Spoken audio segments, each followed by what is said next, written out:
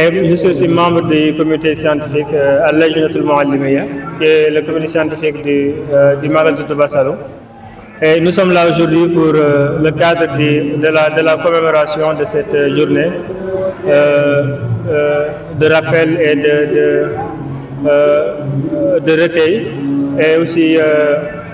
de tout ce qui est souvenir pour notre guide,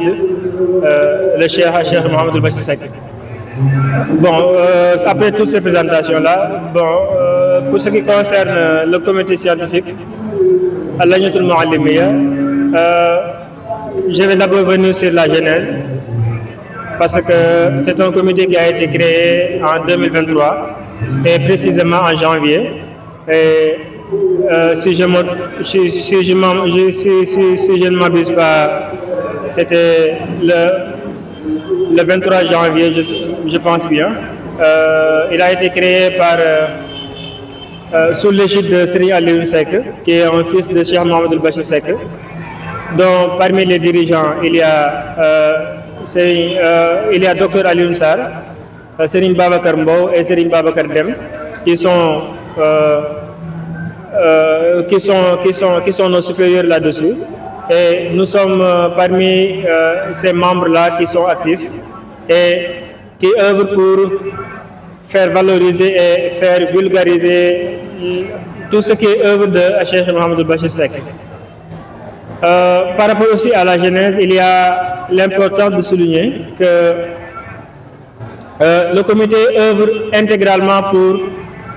la divulgation de tout ce qui est enseignement spirituel, enseignement éducatif, enseignement socio-économique, en tout cas tout ce qui va pour la bonne avancée d'une société. Et ça fait partie aussi des œuvres des grands hommes, et il en a fait son œuvre,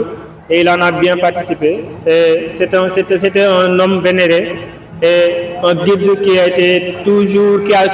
bien marqué son temps. Donc il a fallu que nous aussi, en tant que des condisciples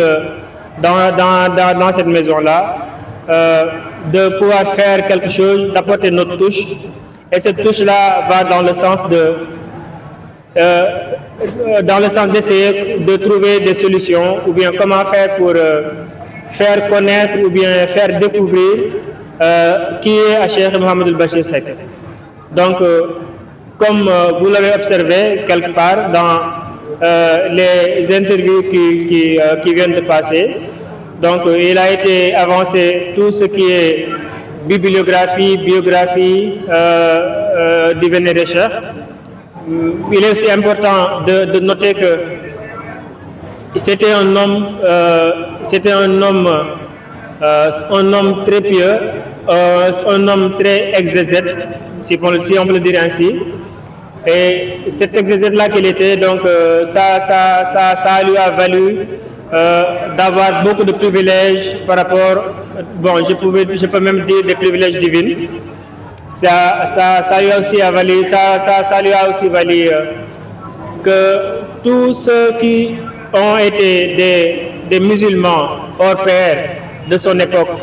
l'ont bien reconnu, et il se réclamait un vrai et un pur disciple de Cheikh Ahmadou Bamba, par la porte, bien sûr, de Cheikh Mouhamadou Moustapha Mbacké, qui était le premier calife de Cheikh Ahmadou Bamba, et ensuite par son fils Cheikh Mbacké Gaïndé Fatma. Et ensuite, il a aussi, en dernier ressort, renouvelé son axe d'allégeance chez Serigne Mbacké Sokhna Lo. C'était un homme hors pair, et de tout ce qu'on peut dire sur son histoire, sur son œuvre, on ne peut pas se passer de ses écrits, on ne peut pas aussi se passer, tout en voulant dire ou bien parler de ses œuvres, se passer de ses réalisations dans ce bas monde-là. Parmi ces réalisations, il figure là où nous sommes aujourd'hui, qui est le village de Touba Saloum, qui aujourd'hui n'est pas le premier village de tout cet environnement-là, de toute cette zone-là, mais comme vous le constatez, fait partie des villages les plus développés, qui fait partie aussi des villages les plus reconnus comme villages purement et simplement des villages mourides. Donc, il a aussi à faire cette œuvre-là. Parmi aussi ses réalisations, il en a aussi créé d'autres villages, mais il a aussi fait, donc, fait aussi ses marques indélébiles par rapport à ses écrits. Il a beaucoup participé sur la divulgation, sur l'avancée du mouridisme dans la zone du Saloum, qui a toujours été une zone, bien sûr, comme on le connaît, le mouridisme est né au Baol, avec le Cheikh Ahmadou Bamba Khadim Rassoul,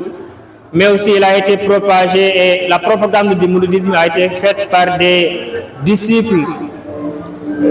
d'alors du Cheikh Ahmadou Bamba Khadim Rassoul. Mais il y a également son vénéré père, Seydina Aliou Seck,